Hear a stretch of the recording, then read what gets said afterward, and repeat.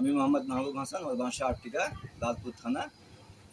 আমি বাঘা বীজ ভাণ্ডার থেকে আমার ধানের জন্য, অর্থাৎ আমার ধানের মাজরা, পচন, এটা রোধ করার জন্য বাঘা বীজ ভাণ্ডার থেকে OnePlus এবং প্রদীপ, এই আরও অন্যান্য মেডিসিন সহ এগুলো আমি আমার ধানের জমিতে প্রয়োগ করি। তো প্রয়োগ করার পরে আমি আশানুরূপ সফলতা পাই এবং পাশাপাশি আমার প্রতিবেশী যে জমিগুলো ছিল তারা মোটামুটি একটু ফেলার হয়, অর্থাৎ দ্বিতীয়বার এবং তৃতীয়বার তারা মাজরা এবং পচন সহ অন্যান্য রোগে তারা বিষ প্রয়োগ করে এবং আমি আমার প্রথম ডোজে সফলতা অর্জন করি। সেক্ষেত্রে বাঘা বীজ ভাণ্ডার বীজ কেমন এখানে বীজ?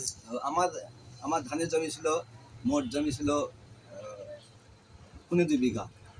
আমার ধানটা ছিল ভিত্তি 87, অর্থাৎ 87।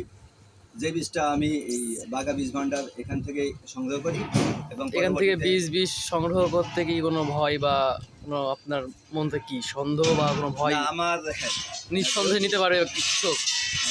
আমার জমি থেকে পরবর্তীতে নিঃসন্দেহে ভিত্তি 87 ধানের বীজ কালেক্ট করতে পারবে, এতে কোনো সন্দেহ নাই।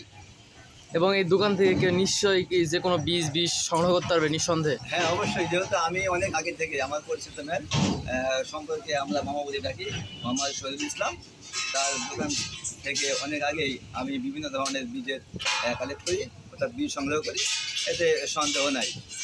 দোকানটা কোন জায়গায়? বাঘা বীজ ভাণ্ডার। বাঘা বীজ ভাণ্ডার দোকানটা বাঘা বাজারে ঢুকতেই, অর্থাৎ রাস্তার উত্তর পাশে। থ্যাংক ইউ, ধন্যবাদ, আল্লাহ হাফিজ।